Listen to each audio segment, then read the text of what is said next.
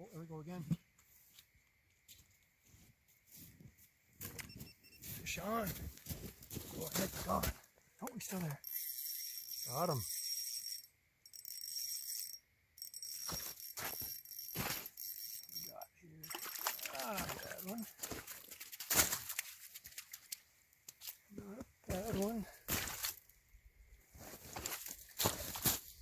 Sweet. Alright guys, welcome back to another video.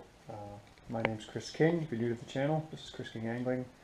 In the last couple of weeks I've had a pile of people ask me how I built these DIY hook setters. So in this video I'm just going to give you a real close-up of the build. I'm not going to go step by step building it with you, and show you the components that I use to build one that's made for light action rods that are about 24-25 inches long. So here we go. First of all, I used a 16-inch piece of 2x4, just kicking around the garage here. Got a spade bit, drilled an 1.25" hole. This is 1.25" ABS pipe, probably about a, I don't know, 10-inch piece that I cut in half. I had a 45-degree 1.25" elbow. Bought a screw eye. I actually had those kicking around in the old junk drawer. That's big enough to fit a piece of coat hanger through. And then cut a roughly 9-inch to 10-inch piece of coat hanger that I ran through the eyelet. What you need to do is customize these for the length of rod you're using and how stiff your rod is. So I'm going to put one of my rods in there right now, one of the light action rods, and I'll show you what that looks like. Alright, so the first rod I got here is a light action Fenwick with a really soft tip. It's actually soft all the way through. The other rod's a lot stiffer even though it's considered a light action. This one is 25 inches long. Basically just stick it right in the holder. Hang on to your trigger mechanism. I just run the line through that little arch at the front and then stick the back little section of the coat hanger through the eyelet. There you go. It's set. So I got a nice bend in the rod, plenty enough bend to set the hook on a fish. Fish grabs the line, pulls down on the mechanism, and bang, fish on. Now, one thing to note is this component right here that the tip of your rod hooks onto is adjustable, so you're going to have to fine-tune that. Again, depending how stiff your rod is. This is a really soft rod, or how long your rod is. You can probably get by with longer rods with a 16-inch chunk, but you might have to lengthen that if you're using, 30-inch rods or bigger. You're probably definitely going to want to go to a longer 2x4. You don't want to overload some of the graphite rods because they will snap in really cold temperatures. So something to keep in mind. Anyway, I'll put the other rod, the stiffer light action rod, in there to show you what that looks like.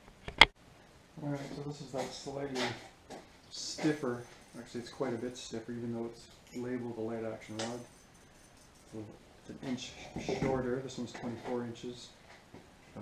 This is the same unit. They're identical. I built two of them.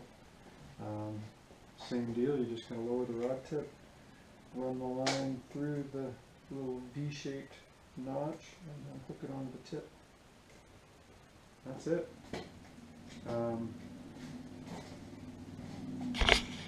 Something else you can do if you want it to be really sensitive is just slide that tip of the rod, that last eyelet, closer to the end of the coat hanger, and then it'll trip a lot easier. So there's a little bit of give on these, so the fish can kind of chew on it lightly. Depending how sensitive you make it, it'll trip right now. I like it a little bit more aggressive, so it takes a little bit. Fish can kind of play with it, and then set it. So that's pretty much the units. Yeah, it probably took me less than 10 minutes to build it, start to finish. I mean, you just got to cut a piece of 2x4. If you got a spade bit on hand, drill your hole. One thing I did do was add a few wraps of duct tape around the base of the ABS before I put it in the 2x4, because there was a little bit of play. The dimensions aren't identical, so a few wraps of duct tape, I could barely wedge it in there, so now it's not going anywhere. And one other thing you can do if you want to be able to pack this, say in a backpack, is just dry fit it. Don't use glue. Then you can just twist these, like friction fit them when you arrive on site to your fishing hole. I didn't glue it together probably for the first year when I was kind of demoing it, so I just left it as a friction fit and it never popped apart. So, alright guys, I'm just going to show you something quick about this build that I forgot to mention, is how stable the unit is. It's sitting on an old dresser that we're going to refurbish that is super slippery, like as slippery as the ice, I would say. I'm just going to show you, I'm just going to put the camera down and show you how stable it is. So I'm going to kind of replicate, that's 9 inches, so if you can imagine, here's the hole, your line's down the hole and the fish takes off to one side or the other. It is super stable. Pack it in a little bit of snow and it's not going anywhere, it's just sitting on a hard surface right now. It is super slippery, and yeah, it's not tipping over. It's not tipping over frontwards or sideways, and I've seen some really lightweight plastic commercial models.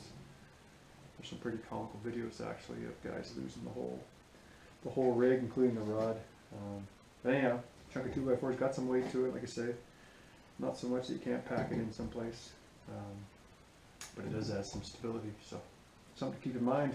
You can certainly build it with a piece of plywood or whatever you want and fasten in a PVC or ABS, whatever you use, with screws versus drilling a hole. But anyhow, I like the look of this, and it's solid. It's bomb proof. I can throw it around, it's not going to break. Stepping on it, you're not going to snap it like a piece of plywood might break. So hope you enjoyed the video, and we'll see you on the next one.